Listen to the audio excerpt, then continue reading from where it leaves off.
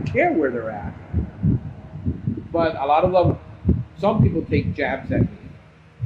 And I really don't care, guys. Understand, when I put out that amount of content, when I do a podcast, when I make the posts that I make, I do it to help the person that is really saying, geez, I wish I could do that and I don't know how. I wish I could have 3 vehicles. Right now I'm building the 3rd one.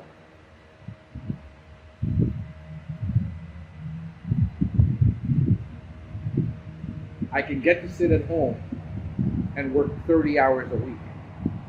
I work the hours that I want to work, when I want to work, how I want to work them. I work on Saturday mornings till noon, doing admin stuff and getting ideas, and I usually will work on my business during those days. Now I'm back to working on my business 80% of the time, working where I was working in my business 80% of the time. I'm back to that again. Hopefully I'll get to go work out because, these are pea shooters. These aren't guns. But I need to work out. I know I need to do it. So one of my goals was to be one of the best paying companies in Miami. Why? Because you hear it all the time in pest control. You hear it where the industry doesn't pay technicians enough. And here is the thing with, number one is having a podcast like I have, being in the public eye.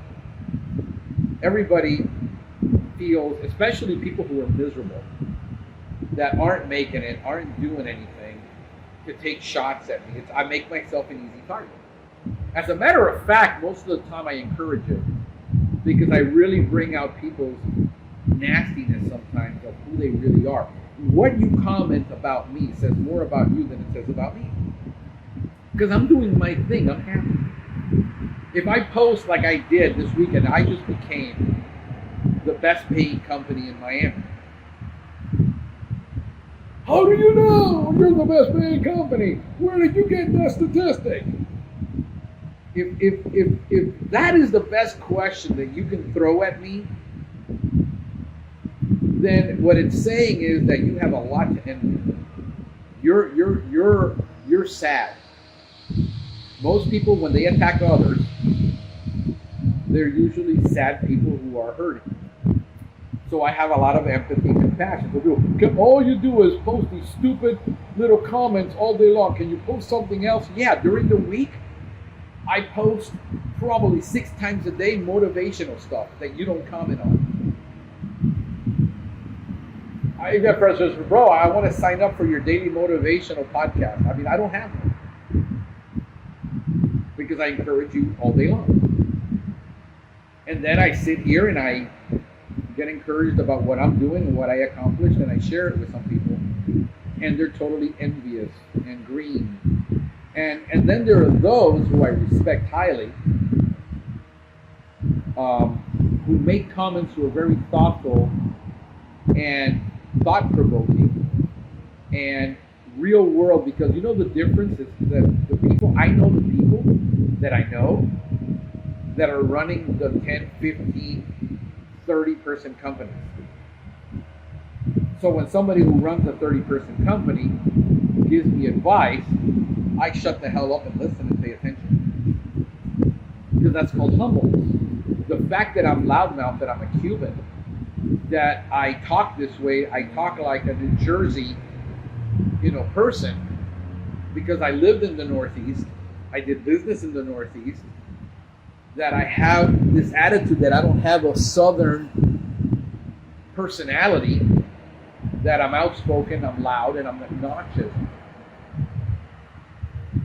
Doesn't mean that I'm arrogant. Don't confuse the two. You're mistaken. When you take a jab at me and say something stupid like, can't you post anything other than these chalkboard things? I shove it right up your tailpipe and I tell you, yeah, you can unfriend me and go follow somebody else. I don't know why you're even my friend. So, and when you're out there, you got to realize You're not going to please everybody. If you're a people pleaser, you're screwed. I'm not a people pleaser.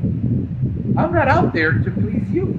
I'm posting my stuff to get my own jollies out of purely what I consider to be important to me, my journey, my experience, my thoughts, and you're welcome to disagree all you want, but here's the problem. You don't have enough context to disagree because you don't have my experience. You only have your experience. But if you sit across the table from me for a couple hours, you will understand why it is that I do what I do. Number one is I struggle in myself with multiple personalities. Yeah, all of you who are entrepreneurs have multiple personality disorder. Let me show you, let me explain it to you. You've got the technician inside of you that is saying, this is the way it's entomologically done, because here's what the entomology tells you, and here's what the chemistry tells you. And then you over here, you got the salesperson and saying, but if I don't sell this, even though this is telling me I shouldn't, I won't eat today. Then you have the business entrepreneur inside says, yeah, you guys need to go out and sell, and you need to do better service. And the entrepreneur says, because I'm coming up with all these ideas that I need to do. And guess what? You're the same person. This is what the solopreneur, this is what the guy who is by himself. And then on top of that, you have the administrative side says, but if you guys are doing all this, you're driving me crazy because I can't figure out, where is Tompkin? Where is Tompkin? Here I am. And you're these three guys, the manager is going, wait. If you guys don't get together, it's going to be chaos. And you're managing all this, and it's like having multiple personality disorder all the time when you're a solopreneur. And you know why?